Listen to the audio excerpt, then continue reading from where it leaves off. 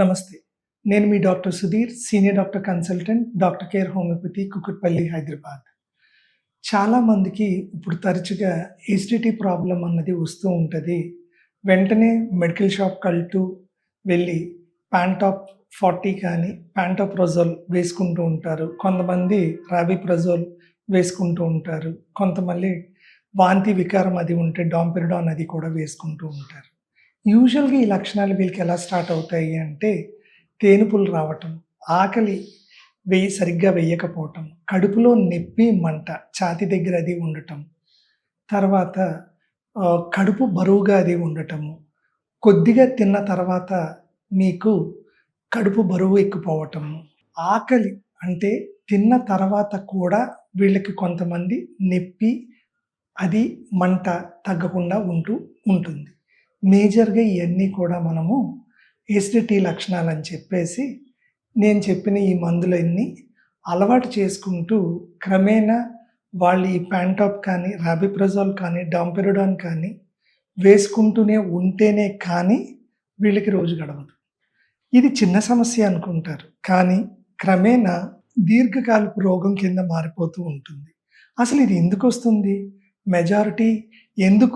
Majority of people దీనికి effect అవుతూ ఉంటారు. అసలు ప్రక్రియ ఎలాగుంటుందన్నది మనకు కొద్దిగా అవగాహన అది ఉంటే ఆటోమేటిక్‌గా జాగ్రత్తలు, మందులు తీసుకున్నప్పుడు శాశ్వత పరిష్కారం అది లభిస్తుంది. యూజువల్‌గా మనం ఆహారం అది తీసుకున్నప్పుడు డైజెషన్ నోట్లోనే స్టార్ట్ అవుతుంది. సలైవా ద్వారా కొన్ని ఎంజైమ్స్ రిలీజ్ అయ్యి ఆ ఒక్క ఆహారం తీసుకున్నప్పుడు కడుపులోకి అది వెళ్ళిన తర్వాత మనకి యూజువల్‌గా ఆ ప్రక్రియ అది స్టార్ట్ అవుతూ ఉంటుంది. యాసిడ్ సెక్రీషన్ అది వచ్చి మిగతా ఎంజైమ్స్ ద్వారా తీసుకున్న ఆహారం అది అరుగుదల అది అవుతూ ఉంటుంది. కానీ ఎప్పుడైతే ఎండోస్కోపీ ద్వారా మనము కొన్ని లక్షణాలు గమనించి ఎండోస్కోపీ ద్వారా కడుపులో అల్సర్స్ ఉన్నాయని మనం గుర్తిస్తామో దీని తీవ్రత అది పెరిగినట్టు మనకు అర్థమవుతుంది.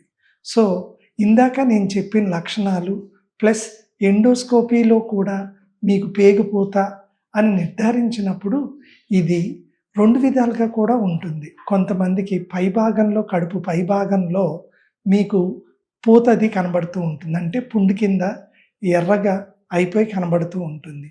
లేదా కింద కడుపు భాగంలో అప్పుడు అల్సర్స్ అక్కడ కూడా ఫామ్ అయ్యి తీవ్రత ఇబ్బంది కూడా పెరుగుతూ ఉంటుంది. యూజువల్‌గా మనకి గ్యాసు పట్టేసినట్టు, ఛాతీ దగ్గర పట్టేసినట్టు, మంట, నొప్పి, మేబీ ఇది హార్ట్ అటాక్ ఏమో, నాకు గుండెపోటు వస్తుందేమో అని చెప్పి చాలామంది ఆందోళన చెంది భయపడిన వాళ్ళు కూడా ఎక్కువ మంది ఉంటూ ఉంటారు.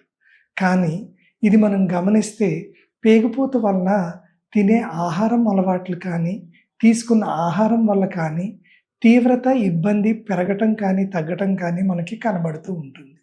యూజువల్‌గా ఈ పేగుపోత అది ఎందుకు వస్తుందనుకుంటున్నారు? మనకి శరీరంలో కడుపులో యాసిడ్ సెక్రీషన్ అన్నది ఎప్పుడు జరుగుతుంది అంటే యూజువల్‌గా మనకి ఒత్తిడికి ఎక్కువ గురైనప్పుడు. 2 అన్నిటికంటే ముఖ్యమైనది రోజు టైం మెయింటెనెన్స్ లేకపోవటం.